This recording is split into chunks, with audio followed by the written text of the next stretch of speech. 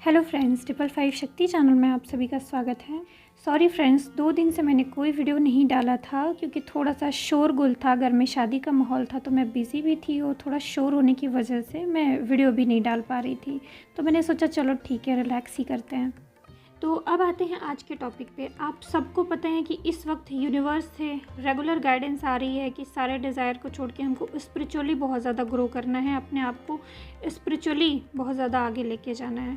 तो ये वीडियो में इसीलिए क्योंकि बहुत सारे मिथ होते हैं। आप अगर स्पिरिचुअल जर्नी में हैं तो आपको मेडिटेशन से, चक्रास से, कुंडलिनी अवेकनिंग से गुजरना ही पड़ता है, ठीक है। और इन सब चीज़ों के बारे में नॉलेज बहुत ही कम है या फिर अवेयरनेस कम है, या कुछ लोग तो चक्रा या कुंडलिनी अवेकन करने से भी डरते हैं ना, और इसमें साइड इफ़ेक्ट भी बहुत सारे होते हैं। तो इन्हीं सब चीज़ों के बारे में बात करूँगी आज के वीडियो में। बताऊँगी कि ये जो चक्रा हम करते हैं, कुंडलिनी करते हैं, तो साइड इफ़ेक्ट होते हैं। मान लीजिए अगर आप साइड इफ़ेक्ट के बारे में नहीं जानते हैं तो आप चक्रा नहीं करते, कुंडलिनी नहीं करते, सिर्फ आप मेडिटेशन भी करते हैं तो ऑटोमेटिक एनर्जीज ऊपर उठने लगती हैं।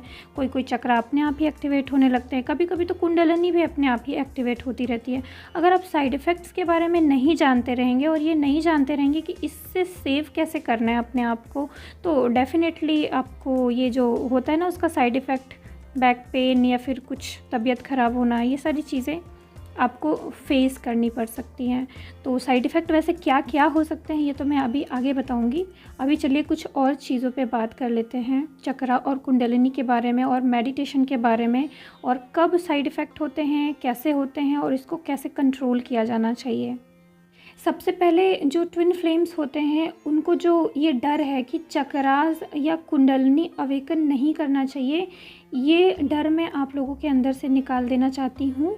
और साथ में ये भी आपको बताना ज़रूर चाहूँगी कि हाँ, डेफिनेटली ये प्रॉब्लम क्रिएट कर सकता है और ये करना बिना गुरु के सेफ भी नहीं होता है। लेकिन अगर आप कुछ चीज़ों का ध्यान रखते हैं तो आप इसको ईज़िली कर सकते हैं। मतलब कोई भी साइड इफ़ेक्ट आपको नहीं होगा, आप हर साइड इफ़ेक्ट से बचे भी रहेंगे और आपका चक्रास भी आप एक्टिवेट कर लेंगे, कुंडलिनी भी एक्टिवेट हो सकती है। चलिए सबसे पहले ये फैक्ट जान लीजिए। आप अगर सोच रहे हैं कि मैं ट्विन फ्लेम जर्नी में हूँ या फिर मैं इनर वर्क कर रही हूँ, मैं मेडिटेशन कर रही हूँ, मैं चक्रास नहीं कर रही हूँ या कुंडलिनी अवेकनिंग के लिए अलग से कुछ नहीं कर रही हूँ, तो मेरी कुंडलिनी एक्टिवेट नहीं होगी या मेरे चक्रास एक्टिवेट नहीं होंगे, अगर आप ऐसा सोच रहे हैं तो ये गलत है। आप उसको कीजिए चाहे मत कीजिए। अगर आपने पास्ट लाइफ में इनर वर्क किया है, आप एक डिवाइन सोल हैं, आपके अंदर वो पावर इन्हेंस होनी है तो वो हो जाएगी और ईश्वर कहीं ना कहीं से वो चीज़ आपसे करवा लेंगे। सिंपल मेडिटेशन से भी वो चीज़ यानी वो एनर्जीज ऊपर उठने लगती है या आपके चक्रास एक्टिवेट होने लगते हैं सिंपल मेडिटेशन से ही। अगर आप मेडिटेशन में डीप जाना शुरू कर दिए हैं या मेडिटेशन कंटिन्यू कर रहे हैं, मान लीजिए कि आप चक्रा या कुंडलिनी अलग से नहीं कर रहे हैं लेकिन सिर्फ आप मेडिटेशन कर रहे हैं और काफ़ी समय तक कर रहे हैं तो भी एक्टिवेट हो जाता है। मान लीजिए आप मेडिटेशन भी नहीं कर रहे हैं और कभी कभी, ज़्यादा तो नहीं ऐसा होता, लोग मेडिटेशन या चक्रा करते हैं तभी एक्टिवेट होता है, लेकिन अगर कुछ लोगों का पास्ट लाइफ से मतलब वो अगर एक डिवाइन सोल है, उनके अंदर एनर्जीज पहले से ही अवेकन है, जैसे कि ज़्यादातर ट्विन फ्लेम्स के अंदर होता है कि वो एक डिवाइन सोल्स होती हैं तो वो पास्ट लाइफ में बहुत सारे इनर वर्क कर चुकी होती हैं। वो एक नॉर्मल सोल नहीं होती हैं कि जो यहाँ पे आएंगी, बहुत ज़्यादा मेहनत करेंगी तभी उनके अंदर पावर्स आएगी, ऐसा नहीं होता। उनके अंदर कुछ पावर्स पहले से रहती, हिडन रहती हैं। जब वो अवेकनिंग की जर्नी में आती हैं, थोड़ा बहुत इनर वर्क करती हैं तो धीरे धीरे वो एनर्जीज अपने आप ही सरफेस पे आना या उनके अंदर आना शुरू हो जाती है। बाकी नॉर्मल लोगों को कुंडलिनी या चक्रा एक्टिवेट करने में कितना समय लगता है पता है? साल, 2 साल, कुछ लोगों को 5-6 साल भी लग जाते हैं और कुछ नहीं होता। लेकिन ट्विन फ्लेम्स को आपने देखा है, कभी कभी कुछ लोग बताते हैं कि कुछ बिना किए एक्टिवेट हो गई, कुछ लोग बताते हैं कि 5-6 महीने में एक्टिवेट हो गई, कुछ लोग बताते हैं कि उनको साल लगा, 1.5 साल लगा तब एक्टिवेट हो गई। तो सभी के लिए अलग अलग ये समय होता है। क्यों अलग अलग समय होता है? क्योंकि हर एक सोल का थोड़ा सा एनर्जी लेवल या सोल का जो पावर है वो थोड़ा कम या ज़्यादा होता है। सभी जो सोल हैं, डिवाइन सोल, सब एक ही एनर्जी पे नहीं है। सभी ने जो इनर वर्क किया है वो सेम लेवल पे नहीं किया है, तो थोड़ा सा कम या ज़्यादा किए हैं। पास्ट लाइफ में भी किए हैं, इस लाइफ में भी करते हैं, तो उसी अकॉर्डिंग उनकी एनर्जीज़ या उनके अंदर जो पावर्स है वो इस लाइफ में उनको मिलती हैं। हाँ, तो मैं बता रही थी कि मेडिटेशन नॉर्मल कर लेने से भी चक्रा एक्टिवेट हो जाते हैं, और चक्रास जब आप करेंगे या कुंडलिनी एक्टिवेट करने का प्रयास करेंगे तो वो तो हो ही जाएगा। ओवरऑल मेरे कहने का ये मतलब है कि अगर आप एक डिवाइन सोल हैं, ट्विन फ्लेम जर्नी में है और आपके अंदर वो पास्ट लाइफ के किए गए पावर्स आने हैं इस लाइफ में, तो वो आ ही जाएंगे। आप कुछ कीजिए चाहे नहीं कीजिए, अगर नहीं करेंगे तो यूनिवर्स आपसे करवा लेंगे किसी न किसी तरीके से, आपको गाइडेंस दे दे के, फोर्स कर के करवा लेंगे वो चीज़। बहुत सारे लोग ऐसे हैं जो ट्विन फ्लेम जर्नी में आते हैं और चक्रास या कुंडलिनी अवेकन नहीं करना चाहते, लेकिन उनको यूनिवर्स से गाइडेंस आती है और वो करना ही शुरू कर देते हैं, या उनको पता ही नहीं चलता कि करना चाहिए कि नहीं करना चाहिए, वो ऑटोमेटिक वहाँ तक पहुँच जाते हैं करते हुए, क्योंकि वो ईश्वर सब कुछ करवाना चाहते हैं। इस जर्नी में जो कुछ भी होता है ईश्वर की मर्ज़ी से होता है। आप आ गए इन अवक की जर्नी में, आप जो कर रहे हैं नहीं कर रहे हैं, इल्यूज़न में फंस रहे हैं, फिर बाहर निकल रहे हैं, गिर रहे हैं, संभल रहे हैं, वो सब गॉड ही करवा रहे हैं, ठीक है। लेकिन हाँ, थोड़ा बहुत स्पिरिचुअल वर्क करना पड़ता है, थोड़ा बहुत मेडिटेशन साधना या थोड़ा बहुत ईश्वर को याद करना, उनसे कनेक्ट होना, ये सब करना पड़ता है, तभी जाके ये थोड़ा सा एनर्जीज़ ऊपर उठना शुरू होती है। बार बार जो मैं बोल रही हूँ कि एनर्जीज़ ऊपर उठना शुरू होती है, उसका मतलब ये है कि जो आपकी कुंडलिनी शक्ति जो रूट चक्र में रहती है वो ऊपर उठना शुरू होती है क्राउन चक्र तक, ठीक है। एक एक चक्रा से आगे बढ़ते हुए, एक एक चक्रा को हील करते हुए वो एनर्जीज़ ऊपर उठना शुरू होती है, मतलब क्राउन चक्र तक जाना शुरू होती है। इसी से आपकी कॉन्शियसनेस रेज होती है, इसी से आप धीरे धीरे करके स्पिरिचुअल होते जाते हैं और एक दिन इतना स्पिरिचुअल हो जाते हैं कि आपकी कुंडलिनी जो शक्ति है वो बिल्कुल बहुत तेज़ी से ऊपर उठती है और पूरा क्राउन चक्र तक जाती है वाइब्रेशन के साथ, और वो एनर्जीज क्राउन चक्र तक पहुँच जाती है और उससे आपकी कॉन्शियसनेस रेज हो जाती है। उसी को लोग कहते हैं कि थोड़ा सा एनलाइटमेंट मिल गई। शुरुआत में आपको ऐसा फील होता है कुंडलिनी अवेकनिंग में, या आप चक्रा कर रहे होते हैं तो शुरुआत में आपको ऐसा फील होता है कि आपकी थोड़ी थोड़ी एनर्जीज ऊपर उठ रही है, आपको थोड़ा थोड़ा अपने स्पाइनल कॉर्ड में एनर्जीज ऊपर उठते हुए हल्का हल्का फील होता होगा। लेकिन जब कुंडलिनी पूरा अवेकन होनी होती है तो उस वक्त बिल्कुल वाइब्रेशन के साथ और बहुत तेज़ी से आगे बढ़ते हुए क्राउन चक्र को हिट करती है। चलिए यहाँ पे इसके बारे में ज़्यादा एक्सप्लेन नहीं करूँगी, चक्रा और कुंडलिनी कैसे एक्टिवेट होता है, क्या उसका एक्सपीरियंस होता है, इसके लिए मैंने एक अलग से वीडियो बनाया है कि जब एक्टिवेट होता है तो कैसा एक्सपीरियंस होता है और क्या क्या कैसे कैसे फील होता है, ठीक है। आप वहाँ पे जाके देख सकते हैं, 1-2 महीने पहले वाली वीडियो है। अब मैं आपको बताती हूँ साइड इफ़ेक्ट्स के बारे में, क्योंकि ये तो मैंने बता ही दिया कि जो कोई भी करेगा उसका एक्टिवेट तो होगा, और जो लोग नहीं भी करेंगे वो भी अगर मेडिटेशन या साधना कर रहे हैं तो उनका भी एक्टिवेट होने लगता है।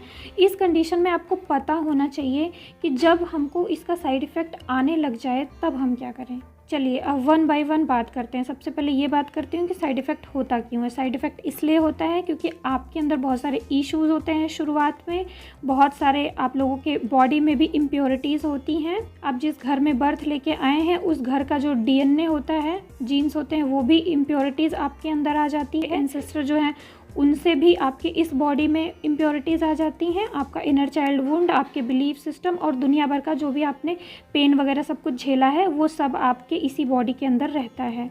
तो जब आप करते हैं मेडिटेशन या साधना, तो जब आपकी एनर्जीज ऊपर उठने लगती है तो वही जो आपके अंदर की स्टक पड़ी हुई एनर्जीज होती है बॉडी में, वो सब रिलीज़ होना शुरू हो जाती है। और जब आप मेडिटेशन करते हैं या चक्रास करते हैं तब वो एनर्जीज ऊपर उठने लगती है आपकी, तो आपके वो इश्यूज रिलीज़ होने लगते हैं और इसी की वजह से आपको कई सारे अलग अलग तरीके के साइड इफ़ेक्ट देखने को मिलते हैं। अगर आप बहुत ज़्यादा प्योर सोल हो चुके हैं या फिर अब नॉर्मल इनर वर्क करते करते, मेडिटेशन करते करते, अपने इश्यूज़ को सोचते समझते काम करते करते अब काफ़ी ज़्यादा हाई वाइब्रेशन में आ गए हैं और तब जाके आपका कुंडलिनी या चक्रा एक्टिवेट हो रहा है, तब आपको उसका साइड इफ़ेक्ट नहीं होगा, या होगा भी तो बहुत हल्का फुल्का होगा, क्योंकि हर किसी के अंदर थोड़ा बहुत तो इश्यूज़ रहते हैं, लेकिन आप उसको ओवरकम कर लेंगे, आपकी बॉडी उसको झेल लेगी, इतना होगा।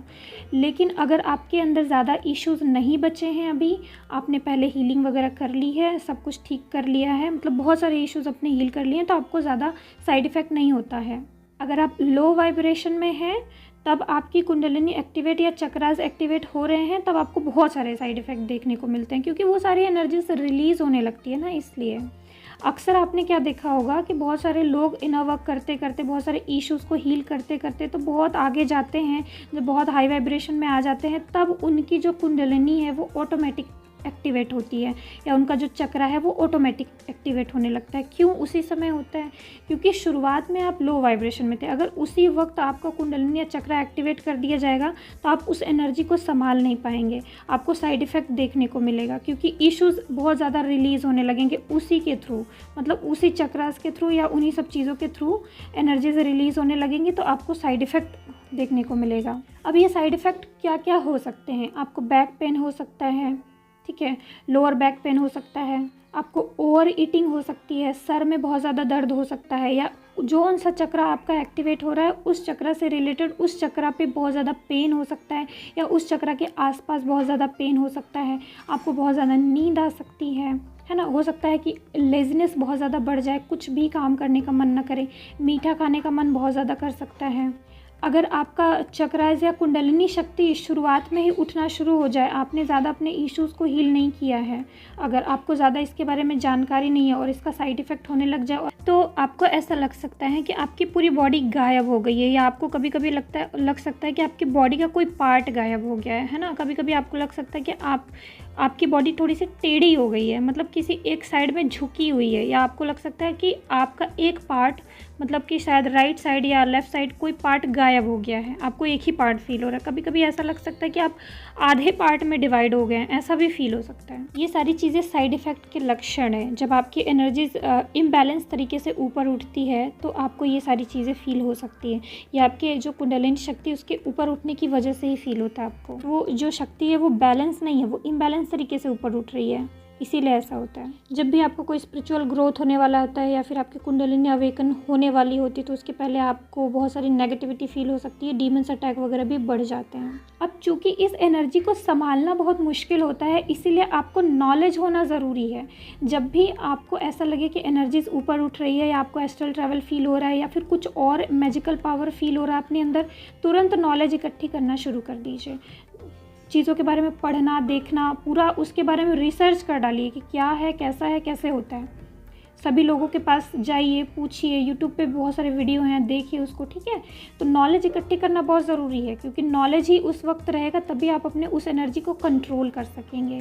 और भी बहुत सारे साइड इफ़ेक्ट होते हैं, जैसे कि आपकी पूरी बॉडी में पेन हो सकता है, आप बीमार पड़ सकते हैं, आपको फीवर आ सकता है, आपको बैक में बहुत ज़्यादा वाइब्रेशन होना, बहुत ज़्यादा पेन होना, चक्रास पे बहुत ज़्यादा पेन होना, गुस्सा भी आ सकता है बहुत ज़्यादा, लेज़ीनेस फील हो सकती है, फ्रस्ट्रेशन हो सकती है, एंजाइटी हो सकती है, किसी काम में मन नहीं लगेगा ऐसा हो सकता है, सर में बहुत ज़्यादा दर्द हो सकता है, थर्ड आई पे पेन हो सकता है आप लोगों को। और एक और साइड इफ़ेक्ट कि इनर वर्क करने का तो बिल्कुल ही मन नहीं करेगा, उस वक्त मन ही नहीं करता इनर वर्क करने का। बट आपको उस वक्त गाइडेंस ये भी मिल सकती है कि नहीं आपको करना है, तो आपको ज़बरदस्ती भी करना पड़ सकता है। बट कुछ लोगों के अंदर कुछ अलग अलग तरीके के भी सिम्टम्स देखने को मिलते हैं, क्योंकि हर किसी की बॉडी इस एनर्जी से अलग अलग तरीके से रिस्पॉन्ड कर सकती है। डिपेंड करता है कि उसके अंदर इशू किस तरीके से है और कहाँ कहाँ उसकी जो एनर्जीज़ है बॉडी में स्टक है, कहाँ कहाँ से चीज़ें रिलीज़ हो रही हैं, उस अकॉर्डिंग उसको पेन वगैरह होता है, ठीक। अब ये जो भी मैंने साइड इफ़ेक्ट बताई ये तो हो ही सकता है, इसके अलावा भी कुछ लोगों को अलग अलग साइड इफ़ेक्ट भी देखने को मिल सकते हैं। वो बताया ना मैंने, जैसे जिसकी बॉडी रिस्पॉन्स करे उस अकॉर्डिंग, तो अलग अलग सिम्टम्स भी देखने को मिल सकते हैं। तो अब मैं बताती हूँ कि किसी भी प्रकार का सिम्टम्स अगर आपको हो रहा है तो उससे आपको खुद को बचाना कैसे है। बहुत ही सिंपल चीज़ करनी है। पहली चीज़ आपको सरेंडर करना है।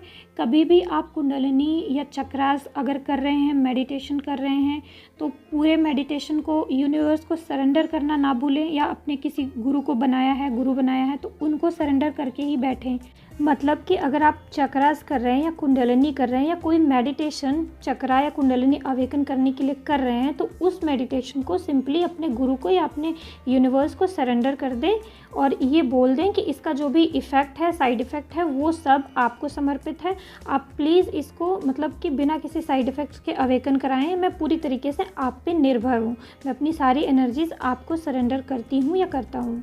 तो आप सरेंडर करके यूनिवर्स को उस चीज़ को करना वहीं रोक दें। अगर आपको साइड इफ़ेक्ट होने लगे तो वहीं आपको रोक देना है, आगे नहीं करना है। रोकना इसलिए है क्योंकि आपको साइड इफ़ेक्ट इसीलिए हो रहे हैं क्योंकि आपकी बॉडी उस एनर्जी को होल्ड करने के अभी लायक नहीं है। आपको जो थोड़ा बहुत साइड इफ़ेक्ट हुआ है वो बहुत ज़्यादा ना बढ़ जाए, इसलिए आपको रुकना है और उस एनर्जी को धीरे धीरे ऑटोमेटिक रिलीज़ होने देना है। उस वक्त में आपको कोई मेडिटेशन नहीं करना, या अगर चक्रा करने की वजह से वो प्रॉब्लम आ रही है तो चक्रा नहीं करना।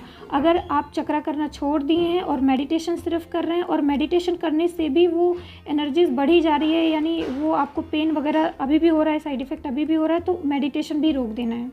और कुछ लोग नॉर्मल मंत्र साधना या मंत्र जाप वगैरह कर रहे होते हैं, तो मंत्रों की शक्ति आप कम मत आकिए। मंत्र भी ऐसे होते हैं कि आप बाकी सारे कुछ ना कर रहे हो लेकिन मंत्र साधनाएं सिर्फ कर रहे हैं, तो उससे भी आपकी एनर्जीज ऊपर उठना शुरू हो जाती है। तो अगर आप उस वक्त सारा चीज़ छोड़े हुए हैं बट मंत्र साधना कर रहे हैं, अगर आपको दिख रहा है कि मंत्र साधना करने से भी ये साइड इफ़ेक्ट मुझे हो रहा है और ये चीज़ अभी रुक नहीं रही है, इसका साइड इफ़ेक्ट होना कम नहीं हो रहा है, तो आप मंत्र साधना भी उस वक्त रोक दीजिएगा। और कोई जल्दी नहीं है कि मेरा कुंडलिनी अवेकन हो जाए या मेरा चक्रास अवेकन हो जाए, ऐसी कोई जल्दबाजी मत कीजिएगा। आप सिंपली यूनिवर्स को सरेंडर कर दीजिए और सोचिए कि ये मेरा काम है, करते रहना, तो मैं करते रहूँगा या करते रहूँगी। ठीक है, आप चक्रास या मेडिटेशन या जो कुछ कर रहे हैं करते रहिए। जब साइड इफ़ेक्ट हो तो उसको रोक दीजिए और 15-20 दिन रोके रहिए। जब आपको लगे कि सब कुछ अभी ठीक लग रहा है, मुझे नॉर्मल लग रहा है, तो आप उसको फिर से करना स्टार्ट कर दीजिए। फिर साइड इफ़ेक्ट हो तो फिर रोक दीजिए। इससे क्या होगा कि आपकी बॉडी के अंदर जो नेगेटिव एनर्जीज़ हैं जो रिलीज़ हो रही हैं वो धीरे धीरे करके रिलीज़ होंगी। जो इश्यूज़ हैं उनकी एनर्जी धीरे धीरे करके रिलीज़ होगी, कोई बड़ा साइड इफ़ेक्ट नहीं होगा। ठीक है, और एक समय ऐसा आएगा कि बहुत सारे इश्यूज़ आपके रिलीज़ हो चुके रहेंगे, तो आपने तो चूँकि यूनिवर्स को सरेंडर तो कर ही दिया है, तो आपकी ऑटोमेटिक वो चक्रास एक्टिवेट हो जाएंगे। या अगर आप कुंडलिनी एक्टिवेट कर रहे हैं तो ऑटोमेटिक वो कुंडलिनी आपकी एक्टिवेट हो जाएगी। आपको अलग से उसको ज़बरदस्ती फोर्सफुली एक्टिवेट करने की ज़रूरत नहीं रहती है।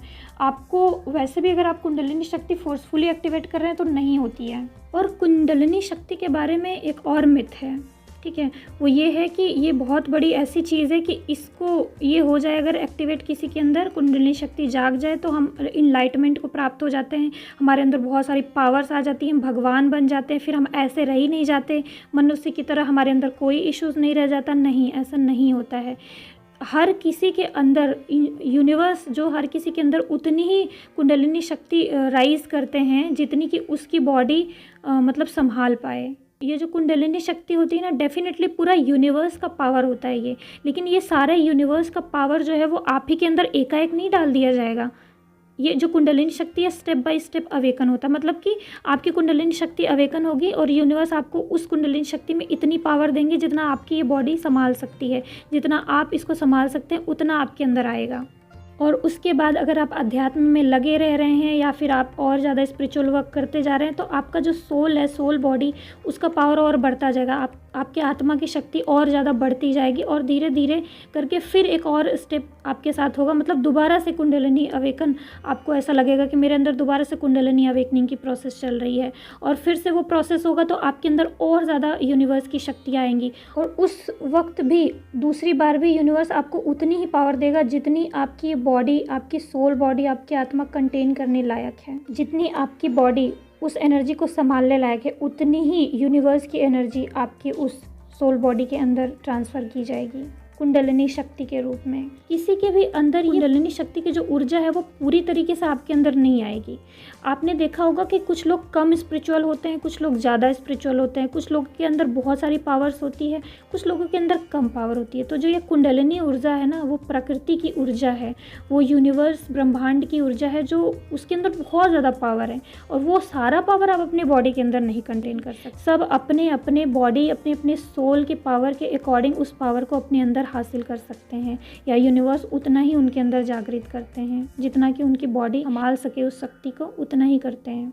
तो इसको बहुत बड़ा हुआ मत समझिए। हाँ, जो लोग अवेयर नहीं होते इस चीज़ को लेके, कुंडलिनी शक्ति को लेके, वो इससे डरते हैं और कभी वो जागृत भी नहीं करते या इसकी छेड़छाड़ भी नहीं करते। तो हाँ, करना भी नहीं चाहिए। अगर आप अवेयर नहीं है तो ना करें। सिंपली आप अपने गुरु को, अपने यूनिवर्स को सब सरेंडर कर दीजिए।